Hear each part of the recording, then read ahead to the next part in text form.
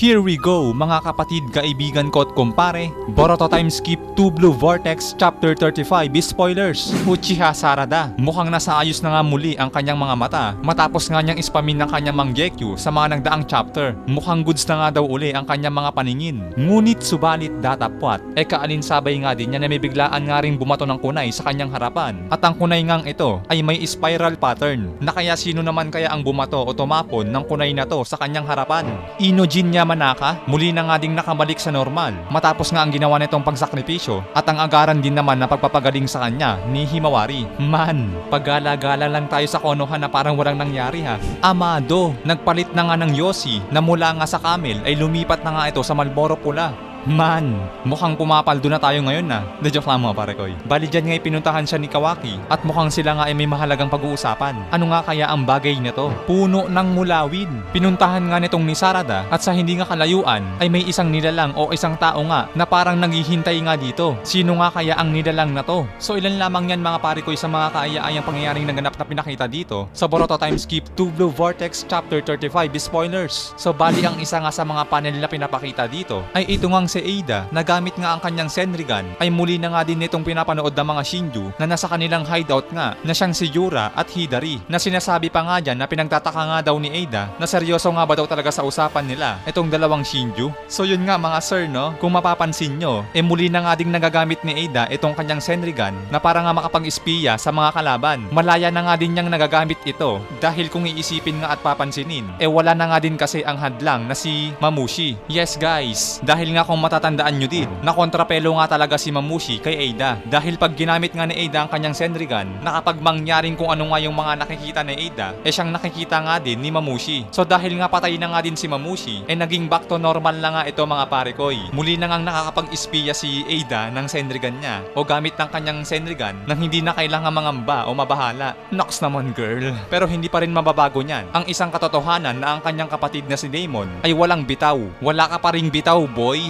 Panggap ka. But anyway, yun nga no, kaalinsabay nga din ng eksenang yan. Dito naman sa kabilang banda ay pinapakita nga itong si Sarada na mukhang galing nga ito o nagpagawa ata ito ng kanyang salamin. Na pagkalabas nga din niya sa shop na yan, mula nga din dyan nangyari nga agad na may biglang bumato nga ng kunay sa kanyang harapan. Na ang kunay pangang ito ay parang isang simbolo ng Uzumaki clan na habang napatingin nga si Sarada dito, mula nga din dyan pagtingin naman niya sa itaas ay pinapakita na nga dito si Boruto na agaran din naman itong umalis na siyang mukhang hinabol naman ni Sarada.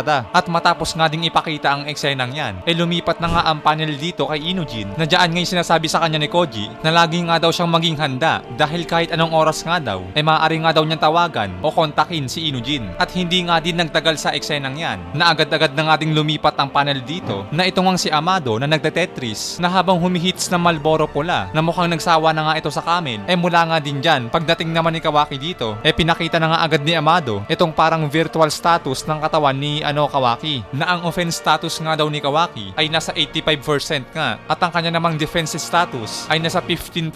At diyan na nga din sinabi ni Amado na yung patungkol nga daw sa kapangyarihan o sa lakas ni Kawaki na dahil hindi naman daw ito nagtitraining o nagsasanay kaya mangyaring ginawa na nga daw ni Amado na binigyan nga niya ito ng mas maayos pa na controller patungkol nga sa pagtamang pagkontrol o paggamit ng kanya kapangyarihan o puwersa para na nga daw talaga ito kay Kawaki na para hindi na nga magmukhang ampaw sa mga kalaban o sa mga bakbakan. Pero dahil nga din sa bagay na yan, may kondisyon naman dito na binigay si Amado kay Kawaki na kinakailangan nga muna daw nila na mapagkasunduan o mapagpaboran. Pero bago pa nga magsimula ang kasunduan na yan, lumipat na nga din ang eksena dito o panel dito kay Sarada na ang ito nga ay papunta na nga din o papalapit na nga din dito sa puno. At ang taong ngang ito na nasa dulo ay wala ngang iba kundi itong si Boruto din pala na mukhang ito nga yung ibig sabihin kanina na paglipad nga niya sa ibang direksyon matapos nga niyang magpakita kay Sarada. So yun nga no mga pare ko yun no, nang magkita na nga silang dalawa dito, sinabi na nga rin ni Boruto dyan na mas maigi nga daw na dito sila mag-usap kesa naman daw dun sa kanilang village o sa loob ng kanilang bayan. At dyan nga pinag-usapan nga din nila yung bagay patungkol kay Code at kung ano-ano nga ba daw yung mga posibleng mangyari o yung mga bagay na pinaplano nun. At kaalinsabay na nga din yan, dyan na nga din mismo na nangyaring may inabot nga itong si Boruto kay Sarada na dalawang maliit na bagay at ang mga ito nga ay mukhang gagamitin nga ni Boruto na para nga din siguro sa panibago o karagdagang mode of transportation gamit nga ang kanyang Hiraishin. Na yun nga, alam nyo na, bukod sa mahal nga rin ni Boruto itong si Sarada. And syempre, mas kinakailangan nga din na makapag-ingat pa si Boruto o masecure niya yung kaligtasan ni Sarada sa mga ilang kalaban nga din o mga trahedya na marahil na hindi nga rin talaga natin maaasahan na biglang darating. Pero kahit gayon pa man, mangyaring sinabi pa nga rin ni Boruto na wag pa nga din daw mangamba o mawalan ng pag-asa si Sarada na kahit ano pa man daw ang mangyari. Dahil kaalinsabay nga din yan,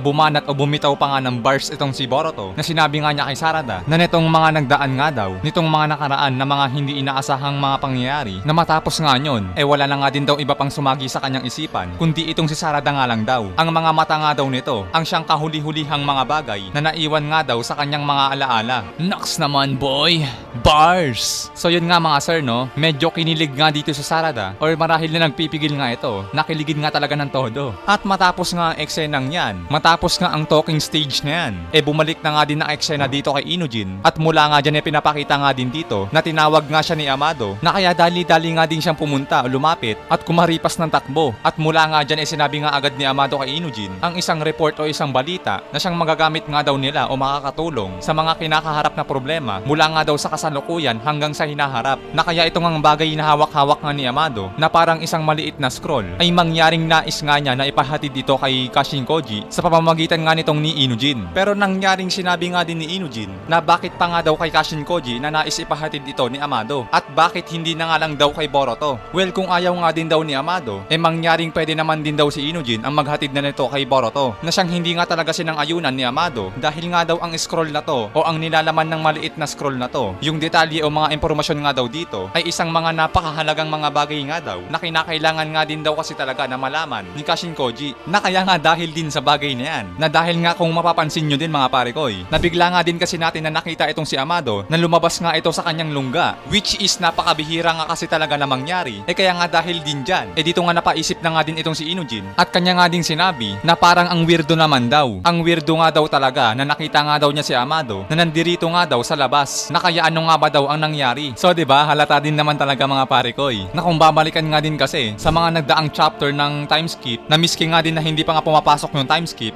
ganun nga rin talaga na parang kinukonsider nga talaga natin itong si Amado na parang isang taong bahay hindi nalabas na kaya ngayon nga din sa senaryong to tama nga lang din talaga na napatanong nga si Inujin na ano nga ba daw ang nangyari. Something fishy mga pare koy no. But anyway yun nga mga sir, habang magkausap nga din silang dalawa itong si Inujin at Kashin Koji ang next panel naman dito na pinapakita mga sir ay pagdating nga dito sa hideout ni Koji dito nga pinapakita nga din na bigla ngang naalarma itong si Koji dito sa kanyang paligid pero nang kanyang masdan nga at tignan mula nga dyan pinapakita na wala namang sino mang makikita na nag-aaligid-aligid mula nga sa kanyang kinatatayuan o pwesto. Ang makikita nga lang natin dito ay itong kanyang magandang sofa na ninakaw lang naman nila. So yun nga no, kaalinsabay nga din yan. May bigla na nga rin napansin si Koji dito sa kanyang likuran na mula nga dyan dito naman sa kasunod na panel pinapakita ay heto na.